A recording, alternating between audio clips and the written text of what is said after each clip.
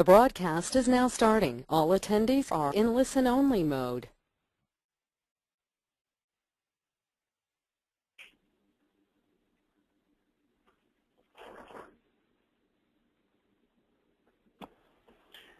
Good afternoon, everyone, and welcome to this webinar titled Local Solutions to Pay for Your Transportation Projects, Infrastructure Funding and Financing. My name is Pat Jones. I'm the Executive Director and CEO of the International Bridge, Tunnel, and Turnpike Association, IBTTA, and this webinar is co-hosted with the National League of Cities. This is a first for our two associations, and it's been a pleasure working together. Investment in infrastructure is critical to the economic development of this nation. Not only does it pay for much-needed transportation projects, but it's a job creator, a revenue generator, and helps promote partnerships between stakeholders. With federal funding dwindling, state and local governments are having to explore new funding options to pay for their transportation infrastructure investments. Today's panelists learned long ago that collaboration is the key to implementing solutions at the local and regional level. And it's fitting that we're having this webinar during Infrastructure Week here in the United States. I'd like to introduce Tony Samuel, who's the Deputy Executive Director of the National League of Cities, to offer a few welcoming remarks. Tony? Thank you, and good afternoon. On behalf of the National League of Cities, we also welcome you to this webinar, and we're pleased to be a part of this important conversation. It is without question that our country's economic, environmental, and social well-being depends on federal, state, and local government's ability to develop practical solutions and partnerships. Together, we must do more, and we must do better. According to the American Society of Civil Engineers, it's estimated that infrastructure needs for the United States will rise to $3.6 trillion by 2020. This underscores the need to create a transportation network that can meet the demands of our growing population. Brookings cites that 12% of our nation's landmass is taken up by the country's top 100 metropolitan areas, and that area is home to 2/3 of the country's population, which generates 75% of the national GDP. This is quite striking.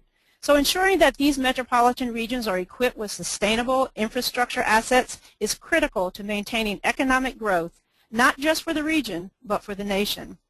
Metropolitan regions hold the key to our national economic vitality. So our capacity to effectively move goods and people within these centers throughout the country requires a safe, seamless, and modern infrastructure that is efficient, multimodal, dynamic, and environmentally sustainable. Federal investment in infrastructure through the comprehensive and fully funded transportation bills allows our local communities to invest in a transportation system that meets current needs while also preparing for the future. Local governments own and operate 95% of our current transportation infrastructure, and since 1998, state and local governments have stepped up and stepped forward and filled the gap in declining federal investment by providing a total of 75% of infrastructure investment. As part of our local investment, we need a sustained partnership with the federal government. We need their leadership. Decisions made without local involvement fail to get the best value from our national investment. As noted, local governments have stepped up for their communities. They are finding innovative ways to finance their infrastructure needs. And since 1998, our cities and their citizens have increased property taxes, sales taxes, and a myriad of other fees to meet ever-expanding infrastructure needs. Today, with increased demand and rising construction costs, we need a variety of financing tools and innovations to build transportation systems our communities deserve. Certainly, local communities will continue to find alternative financing mechanisms such as municipal bonds, tax credit bonds, and public-private partnerships. But federal funding is imperative. We need a partnership with the federal government to fully realize the benefits these tools and innovations can bring to our national transportation system. Excuse the pun, but we need the federal government to travel this road with us. So again, on behalf of the National League of Cities, thank you, and we look forward to this important discussion today. Thank you very much. Tony, thank you so much to you and your colleagues at the National League of Cities for your partnership during this Infrastructure Week. and for joining with us and putting on this webinar. As we begin, I'd like to promote some upcoming events that are being held by IBTTA and the National League of Cities. First, from July 20 to 22, we have IBTTA's Summit on All Electronic Tolling and Interoperability in San Diego. August 13 through 16, the National League of Cities holds its University Leadership Summit. On September 14 through 17, IBTTA holds its 82nd annual meeting and exhibition in Austin. And on November 19 through 22, the National League of Cities Congress of Cities and Exposition will take place in Austin, Texas. Exhibit and sponsorship opportunities are available for the meetings of both of these associations, and you can visit our websites at www.ibtta.org/events, or for the National League of Cities, www.nlc.org. If you are seeking professional development hours for this webinar, we're not able to give credits, but we're happy to give you a certificate for attending the webinar, and it's up to each individual to submit it to obtain credit. If you'd like to receive a certificate after this webinar, please send an email to Kathleen Davis at kdavis@ibtta.org. Again, that is kdavis@ibtta.org. Well, we're very pleased to have three highly regarded presenters today, each with extensive experience in transportation planning and financing at the local, regional, and state level. Each presenter will speak for about 10 minutes. During this webinar, we encourage you to submit questions to our presenters using the Questions tab that's on the dashboard on your screen. We'll monitor these questions throughout the webinar, and Q&A will follow the presentations. If you have a question for a specific panelist, please note that in your question. This webinar will last 1 hour. We'll post the slides and audio portion of this webinar on each of our association's websites by close of business tomorrow. If we don't get to all the questions before our time is up, we will submit unanswered questions to the panelists afterwards and post responses on our website next week. And of course, you can pose a question anytime using the dashboard question box on your screen. It's now my pleasure to introduce our first speaker. Howard Lazarus is the Public Works Director for the City of Austin, where he's lived since 2008. He served as the Director of Engineering and Public Works for the City of Newark from 1996 to 2000. He was an Associate Professor of Environmental Engineering at the U.S. Military Academy at West Point, New York, and served with the Army Corps of Engineers. Howard holds PE registrations in New Jersey, Virginia, Kentucky, and Texas, and has obtained certifications in the areas of public works management and municipal engineering. Howard, welcome to the program. You have the floor. Please be sure to take yourself off mute.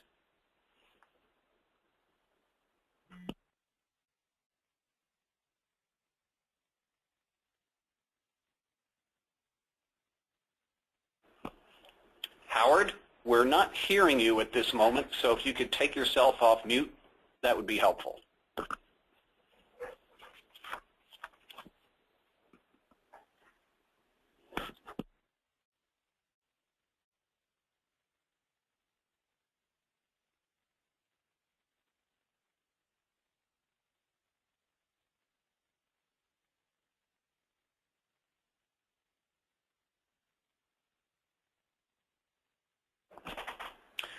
All right, we're having a little technical difficulty here. Howard, we're not able to hear you at the moment. So what we're going to do is we're going to skip over to Mike Heiligenstein until we're able to resolve the audio difficulty with Howard. So Mike, I hope you're ready. Our next speaker is also from Austin. Mike Heiligenstein is the Executive Director of the Central Texas Regional Mobility Authority, and he's the president of IBTTA. The independent government agent. Hello? Is that Mike? Yes, it's me. Okay. So I was just saying, Mike, that the Mobility Authority's current and future projects are key elements in a carefully planned multimodal transportation system designed to meet the diverse mobility needs of the fast-growing Austin region. Mike has been with the Mobility Authority since its inception in 2002, and previously served as a local public official for 23 years. Mike, you have the floor. Thank you, Pat, and thanks to everybody that's joined us today. And let me add on to my quick resume just for a little bona fide. I served 8 years as a city council member here in Central Texas to a rapidly growing city, and 15 years as county commissioner before becoming the executive director of the Mobility Authority. So I understand a lot of the issues and concerns that confront entities that we have, particularly in fast-growing areas, but I think it relates to anyone who's trying to deal with the day-to-day activities of local government and how to fund those activities. You know, a bit of background before I get into the slides is simply that, you know, we've been seeing devolution in all my activities through both the League of Cities and National Association of Counties. Devolution of funding and responsibility at local levels has been an issue for quite some time. Last 2 or 3 decades, it's gotten progressively more aggressive. And I think that sort of set the stage for why in Central Texas it was felt like it was important to address at least the transportation issue from a regional perspective. I've been involved in this region, both water, wastewater, and now transportation and air quality from a regional perspective. And as we know, none of those areas respects county lines or city limits. So I'm a very regional-oriented official in Central Texas, and I think that's the way to address some of the very complex problems that we're having. The Mobility Authority was established to address congestion, and our position is that we can do that in a financially and environmentally sound manner. We have special emphasis on our customers, since what we've moved from is basically what, for lack of a better term, was a very socialized system of roadway infrastructure to one now that is becoming more pronounced with user fees. A lot of you deal with utilities every day, water and sewer, electric, so forth. So I think you're very aware of some of the issues that occur as a result of user-based facilities. The 2 counties that encompass the, I'm going to try and move this. If you guys would advance the slide, that'd be good. There we go. There's 2 counties that currently encompass the Mobility Authority that would be on your screen: Travis, where Austin is, and Williamson. There's about, all the cities aren't shown, but there's a couple of dozen or more cities in those 2 counties, and then the 3 surrounding counties, Hayes, Caldwell, and Bastrop, are technically not part of the Mobility Authority, but they certainly contribute to the congestion in the arena. This is sort of the core, 1.9 million people in these 5 counties, and about 1.3 or 4 million in the 2 counties within the region, the Mobility Authority. And again, as we looked at how funding was drying up and the regional leaders were continuing to come under pressure to deal with particularly transportation issues, the Mobility Authority, in establishing a very powerful model for dealing with congestion, seemed to be reasonable. So in 2002, the authority was approved and authorized by the Texas legislature. And I'll talk a little bit about the powers later in this. The other thing to remember about this, and I'm sure a lot of you are experiencing this, is the tax burden that these different entities are seeing as a result of the various services we're trying to provide. At some point, that tax burden can become onerous. And I think in these 2 counties, I know from a county perspective, they have some of the highest per capita tax in the state of Texas. And that's not sustainable over the long haul. We're going to talk a little bit about some of the the facilities we put on the ground and some of the best lessons learned on this. If you would advance, please. So, sort of again, the background. Texas A&M Transportation Congestion Index is published every year, and as you can see in this slide, Austin is number 4. We didn't think we got there. We didn't know we were going to get there so quickly, I guess I should say. We have some company there that I just didn't expect. Interesting that some of the cities you don't see on there are Dallas and Houston, San Antonio in relationship to Texas. We've always considered ourselves above and apart from those cities in terms of congestion. Well, that's changed for us with the dramatic growth that we're seeing. What you're looking at there is IH-35. A lot of you probably are familiar with the interstate that runs from Mexico to Canada. Next slide. We recently did a survey here in Austin. It was done to test the community feelings on a number of items. Transportation was just one of them. But this still, as much as I'm dealing with this area of transportation and sort of the issues surrounding it, caught me a little bit by surprise. Every city has its top problems, but as you can see on this, traffic was 2.5 times more pronounced than either population or affordable housing.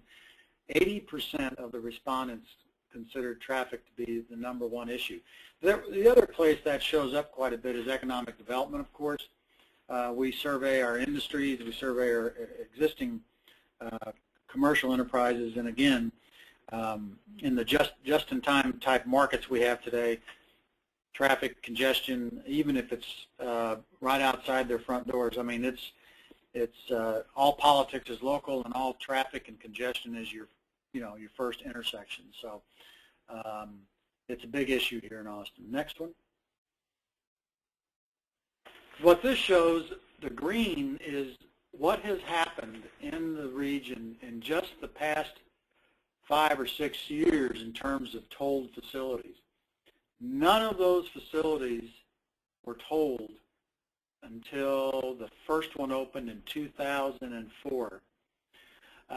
It's been so 10 years in waves. We've seen an increased construction of new facilities that are user-based. Pretty incredible for a region that had no toll roads prior to 2004, and it was pretty clear. A lot of those are big roads. A lot of them are roads that were on the map for 20 years and had very little prospect of getting built. This region was never at the front of the line in terms of the legislature and funding. That has changed due to formulas that are now in place, and also RMAs being able to help with funding some of these roadways. I'm going to go to the next slide and show the next iteration of facilities. What I've done there is change what technology, no, not that one, prior slide, please. There we go. So what's occurred is, with technology being available to us to not only do toll roads but to do managed lanes. This is the managed lane system that is envisioned in Austin over the next very short period of time. Those are only made available because of technology and the ability to bring smarter roads to the community. A couple little public survey responses. Let's go to the next one. On those managed lanes, for those of you who wonder who's going to use express lanes, which are priced for congestion, we asked the folks on our first one that is now under construction whether or not they'd be likely, not likely to use those facilities. The first response was, would you be likely without knowing any cost, 53%. Gives you an indication of the acceptance of managed lanes in an area before that didn't even have toll roads due to congestion and the need for reliability. Next slide. Then we asked if it was $2.25 for a trip during rush hour. 32% said they'd be likely to use it. That's important because that road has maybe 180,000 cars a day on it. In all likelihood, we couldn't get 32% of people in that lane in each direction. So the demand for people who want reliability in their trips will exceed the capacity to do so. Next slide. Funding sources through the years. This has been sort of where we've had to go to get our funding over the years.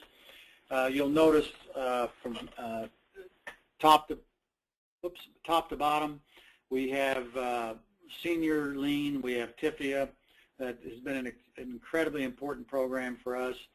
And in some cases, we've used subordinate debt. Over on the very right-hand column, you see the public money that was invested.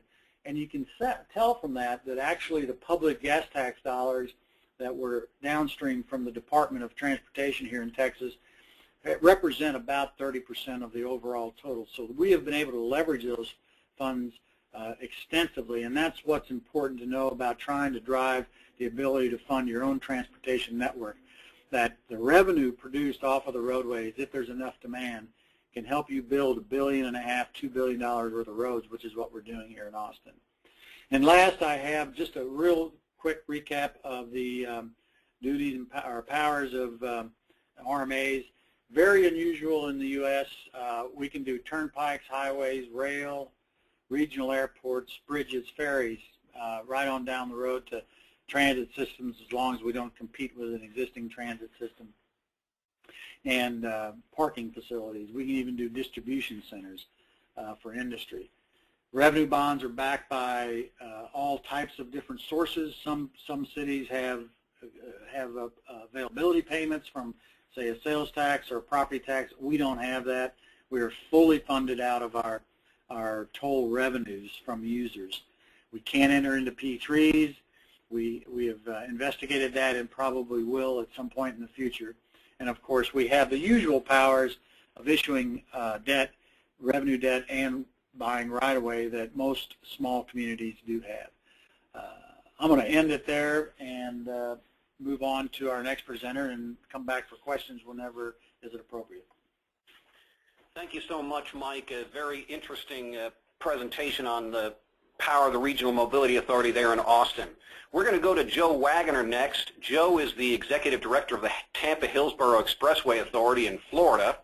Before joining THEA or THEA, Joe was the Chief of Planning and Development for the Maryland Transportation Authority, which oversees capital programs for Maryland toll facilities. Joe's background also includes 12 years as Assistant Director for the Maryland Department of Transportation's Office of Planning and Capital Programming, which developed multi-billion-dollar capital programs that addressed highways, transit, ports, and aviation. Joe is also a member of the IBTTA Board of Directors. Joe, you have the floor, and please be sure to take yourself off mute. Thank you, Pat. Good afternoon. My comments build on some of the things that you heard Mike talk about, because like Mike, I am an urban toll facility, but you're also, when we get Howard on board, Howard kind of presents the challenges. And my agency as an urban toll authority is dedicated to providing mobility solutions. We seek to enhance mobility with solutions that add choices by using financially sustainable applications. Even if a new federal bill is enacted, significant new funding levels are not likely. So we are focused on using existing resources in creative ways to implement new mobility sources. Breaking through some of the traditional funding silos could be very helpful. Following this line of thought, we've developed a new concept that combines transit and price-managed lanes to function as a fixed guideway transit solution. We call this concept bus toll lanes, and it is a transit concept. Bus toll lanes is an idea to help fund new transit service and address our vehicular and mobility or people moving needs efficiently. We, in effect, are inviting transit into the toll business by investing transit capital to build the lanes as their fixed guideway. transit can gain access to the toll revenue. This would provide transit with a competitive edge by giving their customers speedy, reliable service at the lowest possible cost. This is a transit solution using premium BRT and price-managed lanes together. Focus is first on the bus. Capacity above that needed for the BRT in the new lanes is available to drivers who are willing to pay a toll in that price-managed lane. The difference is we want the transit agency, not just the toll agency, to be an owner. This again would entitle them to use of that toll revenue based on their equity investment. Combining tolling and premium BRT can give transit a new fare box made up of the bus ticket fare and the tolls that come out of those lanes. Our study of the BTL concept has shown great potential as a mobility solution for today and in the future. This is a map of my environment. This Tampa Bay long-range plan shows over 200 miles of price-managed lanes as currently planned by the Florida Department of Transportation. Price-managed lanes can produce major toll revenue.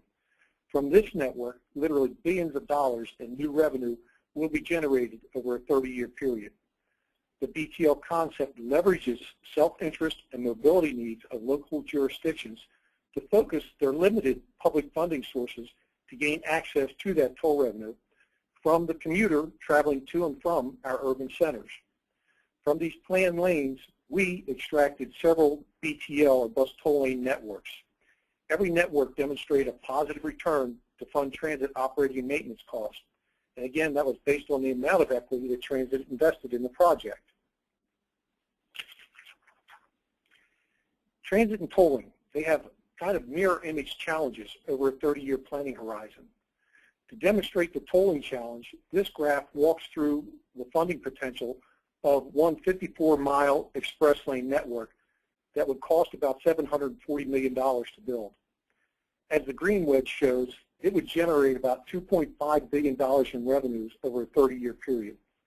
The orange bars at the bottom of this chart show the operation and maintenance costs to take care of the lanes and collect the tolls. That totals about $426 million.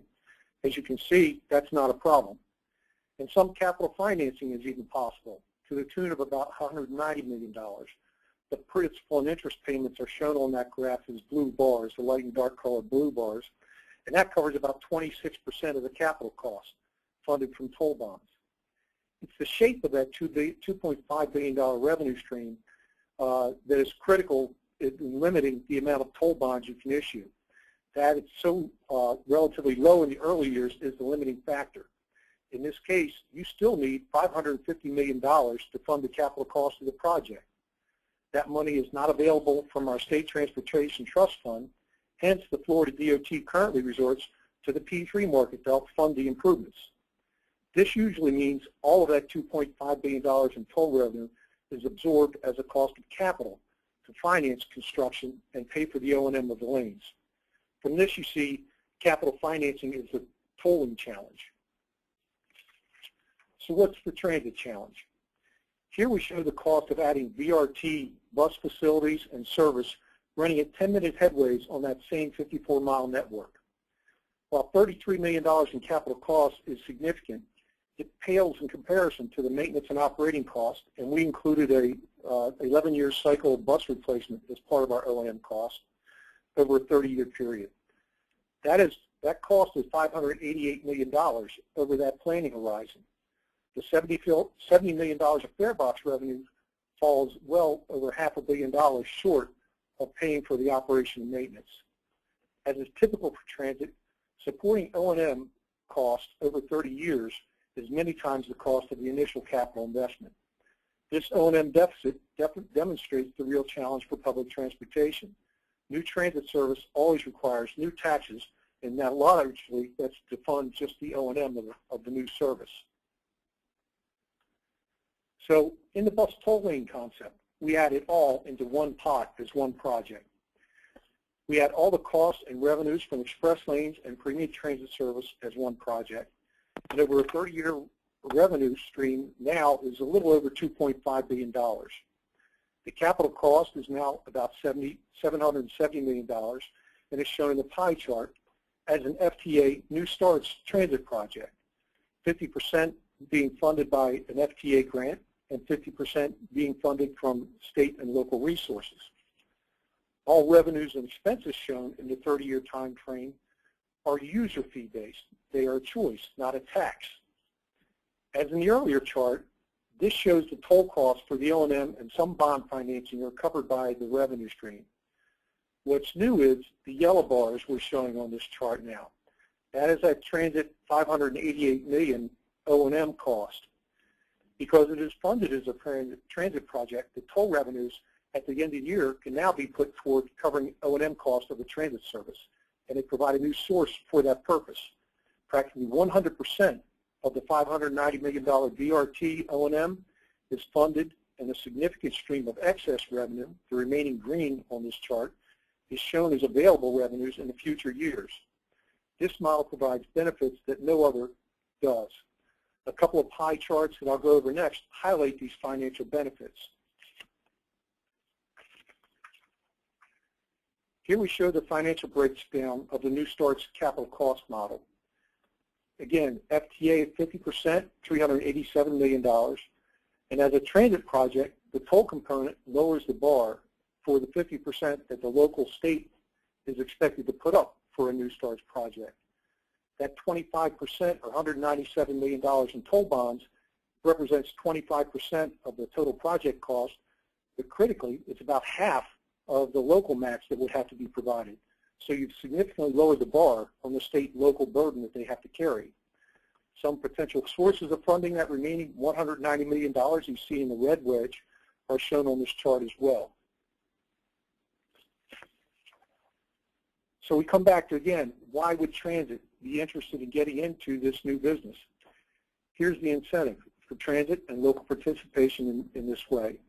The chart shows, this chart shows all revenues. It shows that the tolls and bus fares in this scenario would cover, again, the initial O&M service, the service for the initial transit cost O&M over 30 years in the yellow wedge, and provide a future of about $900 million, the green wedge, in revenue to grow service and mobility as in the future as congestion increases. That's why that green wedge grew the way it did, because it's price managed. Your revenues will go up dramatically over time as congestion continues to grow in your urban centers. So to do the numbers, if you recall the previous chart, we talked about a $577 million project. When you look at the total of this revenue source now made available to cover transit costs, that totals about $1.5 billion. That's the 588 and 903. That revenue that they've gained access is more than 2.5 times the capital cost of the New Starts, of that $577 million. Critical from the local state perspective, that revenue that we're talking about there of $1.5 billion is more than 7 times the state-local contribution of $190 million. So the local community message in this idea is to help fund this capital today, and you receive a benefit as a multiple of your investment over the next 30 years. That investment would otherwise have to be funded from a significant tax increase. Important to note, this idea does not preclude private participation. The BTL concept, if anything, identifies and creates a great incentive for anyone to contribute capital so that they can receive an equitable return for that investment from the system revenues. Last but not least, I want to touch on the transit side of this, the mobility question.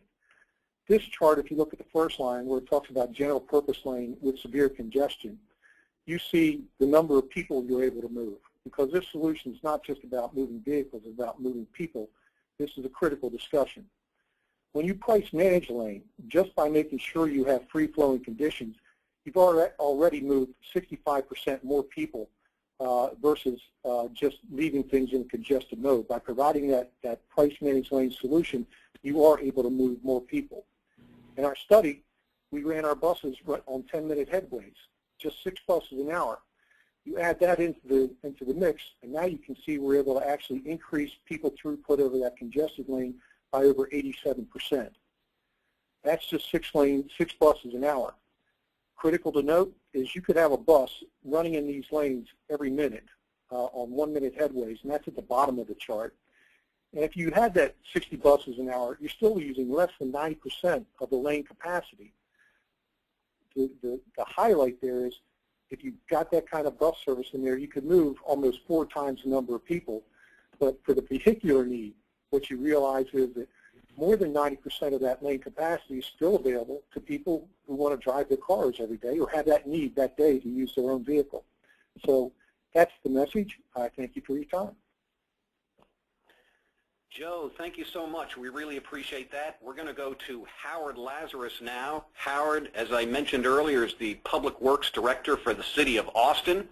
He's also got engineering, PE registrations in New Jersey, Virginia, Kentucky, and Texas. And Howard, welcome to the program. Please be sure to take yourself off mute. Can everybody hear me now? We got you now, Howard. Thank you. You'll note that in my background it does not include technology guru. I want to talk a little bit about funding the costs of the local transportation network and really look at the cost of maintaining what we have. As you've already learned, Austin is one of the fastest growing cities in the country, and it's now the 11th largest city nationally as well. And while we like to think it may not be heaven on earth, it's certainly heaven in Texas. But the fly in the ointment, as you've already seen, is our traffic and congestion. By way of background, we grew up as a pretty sprawled city, and to some extent still are. We have about 850,000 residents in the city limits with about 280 square miles of land. So when you do the math, it puts us just a little bit over 3,000 residents per square mile, which among the large urban areas in the city is not very dense. A couple opening thoughts. The city right-of-way, which is where most of your public works departments live, is really an important part of the regional transportation network. And the more the city grows and the more people on the roads, the more your local streets become cut-through targets, which diminish the quality of life for our old neighborhoods. And demographically, those neighborhoods are starting to grow and thrive again as millennials and younger families start to look to move back into the urban core and get away from their large transportation burden. Here in Austin, we have great regional and state partners who take care of the high-speed, high-capacity components of our network, and those are Cab Metro. You've already heard from the CTRMA, or the Central Texas Regional Mobility Authority, and our State Transportation Department. All bring the big money to talk about new capacity. New capacity within the city is difficult because, as many of you have in older cities, you have a built-out infrastructure. So the city relies primarily on local funding sources, really fees and taxes, to maintain its network. And bottom line really is development of the network is really a land use discussion, which I'll get into at the end of the presentation. And finally, I just want to point out that the funding model is really kind of broken and it doesn't work. And most of what I'll talk about is focusing on the math. So this is what we're responsible for in the city's transportation network. There are streets, sidewalks, bridges, and urban trails. We have here in Austin just over 7,600 lane miles, 2,600 linear miles of sidewalk. We have 440 bridges, and almost 30 miles of urban trails, and we're going to expand that to 50. A couple other things that aren't listed is we are developing a network of separated bike facilities. Those combined with the urban trails create a great mobility asset to get people out of single occupancy cars, which is the best way to expand your capability and your capacity. Those facilities do have special needs, and they are sometimes difficult to put in place. But here we have achieved in the urban core a 10 to 15% modal split for bicycle use. We also have one of the highest percentages nationwide of people who telecommute as opposed to taking a single occupant vehicle to their workplace. Our streets are starting to age. You can see that the average age is about 35 years. We had a spike during the late 90s and early 2000s when we had the tech boom. And then we also had a lot of development here in the 1970s. Some of this growth was, early growth was through annexation. Our most recent growth is through people moving here. In fact, there are 120 people per day who moved to the city of Austin. Our goal, what our citizens expect, is that we're going to maintain our street network in a good condition. In fact, our performance goal is that 80% of our streets are satisfactory or better. And you can see that we've achieved that. In the last 5 years, we've decreased the percentage of unacceptable streets from about 28% to just under 20%.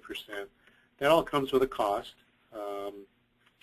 We do maintain 10% of our inventory every year. Touch all of our streets once every 10 years. You may have seen this chart in other places. It's kind of the basis of justifying why you do preventive maintenance on your network.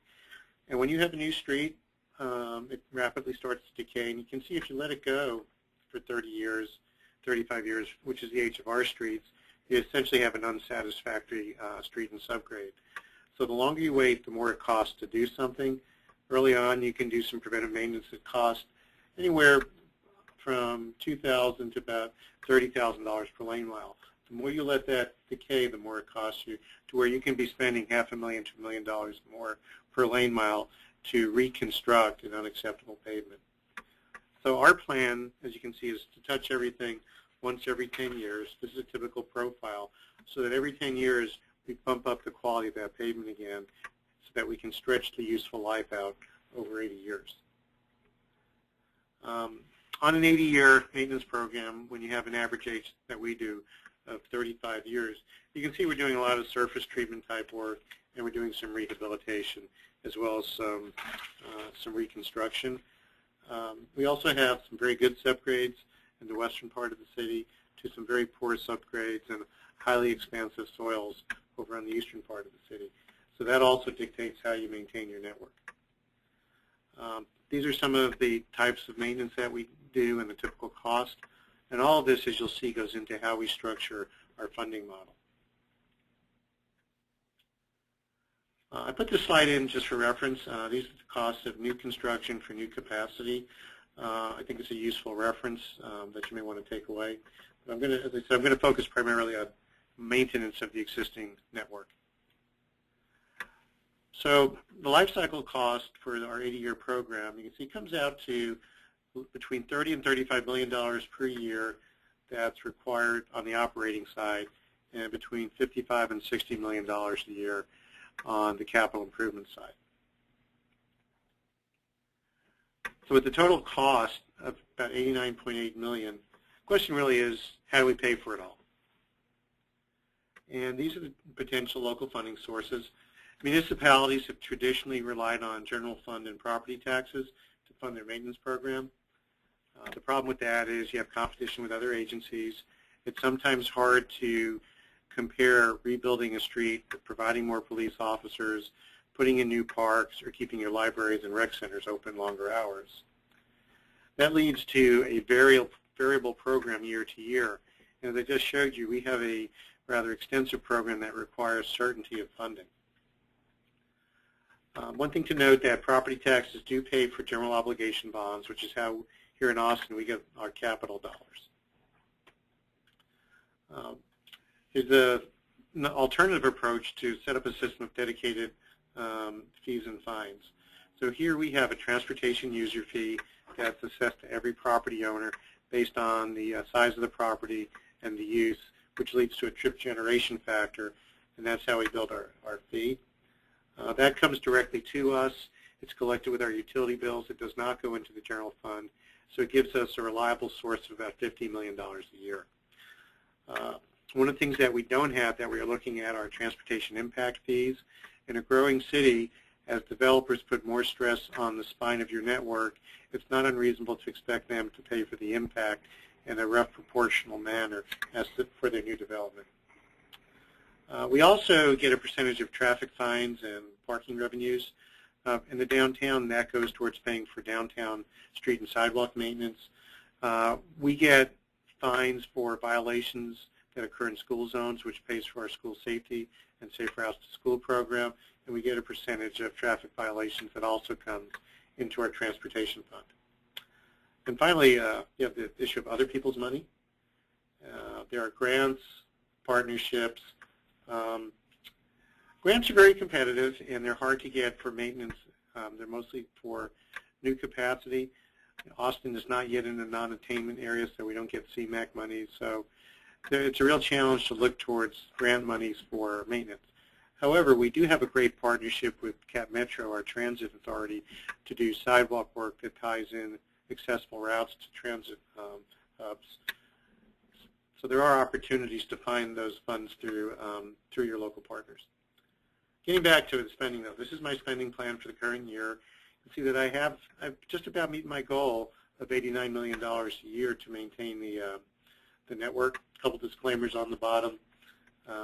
These don't include my sidewalk and bicycle and trail costs, and it doesn't include the money that we get from our partnership programs. So the question is this funding sustainable? Sure, I have the money this year, but I'm not going to have it year to year.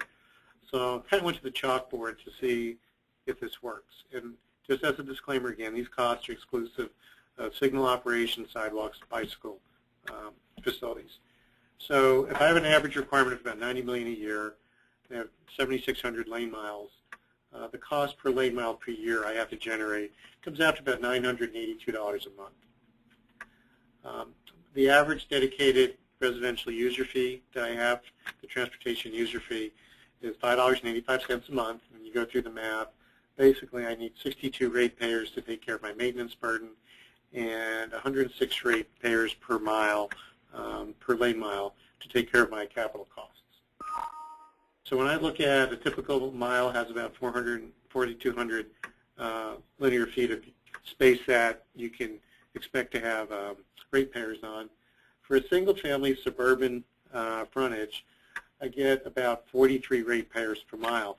So the typical residential development you find in suburbs, and in Austin, our suburbs are within the city limits, it doesn't even pay for the maintenance load. When I go to an old traditional neighborhood, we have like a 50-foot frontage, I get enough ratepayers to pay for my maintenance, but not for my capital improvements. And then finally, when you go to a medium-density multifamily unit that has about 60 units, only then can you start to see that the fees we're charging are sustainable to pay for the long-term, both operation maintenance and capital improvements. So really what this comes down to from your public works director's perspective is when you look at the different types of development, which of those areas are less expensive for new vehicular capacity. On the left we have a suburban development on the northern part of the city. The middle is a planned development that's on our old airport site, and then you have the urban core. And I think for the numbers that we've looked at, clearly it's less expensive to put new capacity in out in greenfields, which is why we have the sprawl problem. Which area would benefit more from active transportation, sidewalks, bicycles, trails? And while all of them would benefit, when you're looking at a first mile, last mile scenario, really when you start getting into more dense development is when those investments begin to pay their greater benefits. And as I just showed, really the dense urban development is better able to pay for itself. So final thought again is that local transportation costs are clearly the result of land use policy, and to mitigate and minimize the cost that we incur to maintain the network, here in Austin we've looked at a compact and connected approach as part of our master plan to try and build more density so that we can leverage and use our transportation dollars to greater impact. And that concludes my part of the presentation. Thank you very much. Howard, thank you very much. And now we're going to the Q&A, and we've got a couple of questions from people who are participating in the webinar.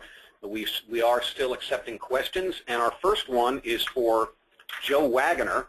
And Joe, this one has to do with the farebox revenue. The question goes into the notion that the farebox revenue doesn't seem to cover the cost of the transit, and what's being done to boost that revenue. Actually, in our study, in any transit system, you're fortunate if in an urban area like ours, or probably in the size of Austin, you're very fortunate if 20 to 30% of your operation and maintenance costs is covered by your fare box. In our study, we actually did a couple of things. We included transit-oriented development as a component of this system because buses are very flexible and they can actually help you do transit-oriented development much sooner. What we did to complement that was knowing that the revenue stream from transit, no matter how high you made the bus fare, if you wanted to get decent ridership, was never going to cover a significant portion of the cost. So we took an opposite approach. We actually drove down the fare. We used a current day fare ticket of about $1. And that was intentional because our idea is to encourage and maximize transit use. So that produced a little bit lower revenue stream than you would have expected, perhaps, but the intent was to make the bus as attractive as possible and get more people out of their cars and into that bus.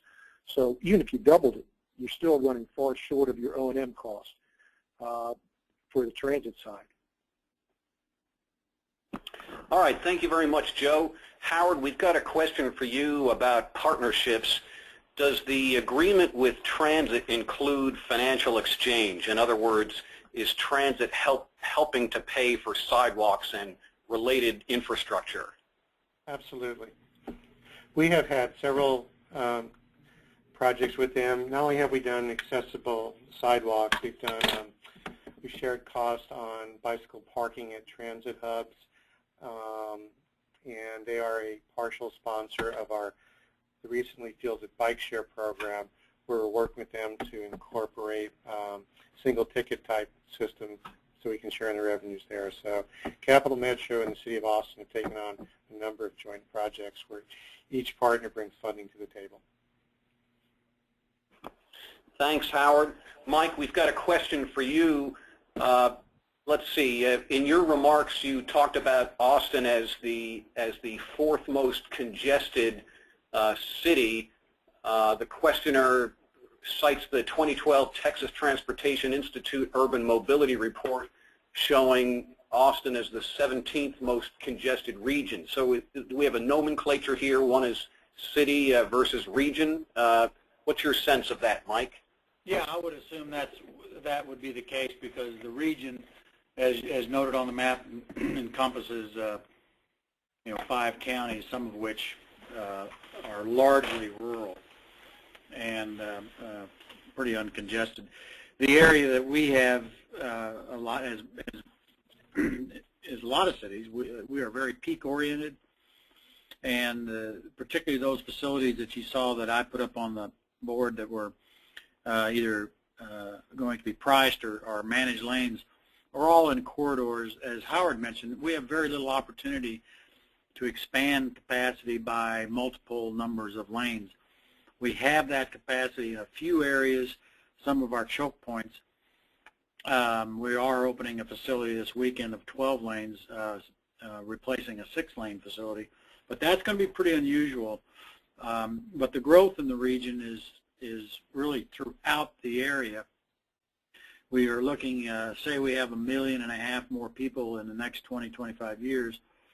A big portion of those, a big part of that population will be in those outlying counties just because of densities and the ability to absorb that in the core. So there, it's a regional problem. I might also add that one of the RMA's goals and policies has been to put bike ped on every road we build, which is fairly unusual, particularly for tolled facilities. It's not a cost that you recapture, but it's a community issue that I think is worth pursuing. And to highlight that, CTRMA has provided space for us to put a shared use facility along the MOPAC corridor, as well as they are building a shared use facility along the 290 toll road. So they've been a great partner in advancing those types of projects. Thank you, Mike, and thank you, Howard. Joe Wagoner with Tampa Hillsborough, we've got another question for you. Tell us, how has the experience of selling local transit folks on your concept been? Is it been a hard sell, not so hard? What's your experience been? the challenge is explaining the financing elements of this. Most people aren't used to looking at the financial components of capital financing, but once you get across that bridge, the acceptance has been very high. We actually have received resolutions of support from Hillsborough Area Regional Transit Authority for the concept, as we have from the our Metropolitan Planning Organization and the county's Planning Commission for the idea. That's been very, very gratifying, but the one challenge we have is this type of project does qualify under the FTA Small Starts program. There are limitations in terms of funding values there, and we would like to get it so it would qualify under the New Starts program, which would take a relatively minor change. So that's the big hill we're trying to push up now, with reauthorization being considered in D.C. at this time. We need a minor change that would allow transit to once again look at these lanes as fixed guideways for transit. That was the case prior to MAP 21, and we needed to revert back to that condition. Thank you, Joe. Howard, another question for you. You described your 80-year transportation funding plan, which would tend to rely on very consistent, sort of regular kinds of revenues, et cetera. Of course, there's been a lot of severe weather in both winter and summertime, and which can throw an unexpected wrench into things. How does that factor into your plan, those unexpected natural disasters and other events? Yeah, we don't really worry too much about snow, and our plan for ice is generally to let everybody stay home and wait for it to melt. But this past Halloween, we had a significant storm where we had several roadways washed out and a bridge washed out. And the way we've responded to that is we maintain an emergency balance in our fund. So we use that to advance funding to pay for those emergency repairs and to provide the local, and provide to get the projects going until we would get reimbursement from FEMA. So we carry a 30 to 45 day operating reserve that we use to fund those unforeseen requirements. All right, Howard, thank you very much. We've got another question for Mike, and maybe to Howard as well. Given the number of managed lanes that have been added to the infrastructure in Austin in such a short time frame, has there been increased willingness for political leaders and the public to support transit improvements, other alternative modes of transportation, and transportation-oriented development? I think there's been that willingness. It's been an issue of delivering. It's been very difficult because particularly the facilities that we are either building out as managed lanes or planned for managed lanes in the near future, those are very congested peak hour facilities, say 4 to 6 hours minimum of a day. And when you put express buses in those lanes, they're in the same traffic and the same congestion as everybody else. So we haven't been able to deliver on express service to any significant degree. What the express lanes will do is allow what our agreement with Capital Metro, the transit provider, what our agreement does is encourages and lets them in those lanes at no cost, and along with registered van pools, so that we encourage throughput, that we encourage transit into those lanes. And I think that with the cooperation of the transit agency and the addition of park and rides and so forth on the fringes of the core, that we're going to be able to finally deliver a real express service for the commuters that come into Austin. We have on that one facility that we're doing now 173 or 4,000 cars a day, and it's been estimated that we have 900,000 empty seats coming into Austin every day in vehicles. So our goal as a mobility authority is not just to build toll roads, but to enhance that with arrangements with the transit and to try and move people to carpooling. That has been a very difficult thing in the Austin region. Probably 90 to 92% of our folks are single occupant vehicles in the region, and we're trying to make some behavior changes. Because if we don't, congestion will be a significantly increasing problem over the next 10, 20 years. If I can add to that, within the last several years, Capital Metro had launched our first commuter rail line, and that has grown to be a success story after the initial low ridership. Within the last couple of months, we've dedicated lanes through the heart of the urban core for bus rapid transit, and they have signal priority devices as well, and that's been really popular and is going extremely well. There is always competition for space in the right-of-way, and how many lanes you allocate is always a political issue. But our political leadership here has shown the willingness to fund those kind of projects. We've added 30 to 40 additional miles of bike lane every year for the last several years, as well as the off-road components I talked about earlier. In this fall, there'll be a bond election to fund the local cost share for expansion of urban rail. So I think it's a long way of saying yes, the political leadership here recognizes that the quality of life and economic prosperity that has made Austin such a hot spot is tied to our ability to solve both our water problems and our transportation problems. All right. Well, we have reached the top of the hour. I want to say thank you to Mike Heiligenstein, Joe Wagner, Howard Lazarus for participating today. Thanks to Tony Samuel from the National League of Cities, and thanks to all of you for participating in this webinar. Please check your email for a link to the survey, the post-webinar survey. When you receive the survey, please take a minute to complete it so we can continue to improve the quality of these webinars. As we noted previously, we will post the slides and the audio from this webinar by close of business tomorrow. And to see information about other upcoming IBTTA and National League of Cities educational webinars and meetings, you can go to our websites at ibtta.org or nlc.org. Thanks again for joining us today. We hope you have a great infrastructure week. See you soon.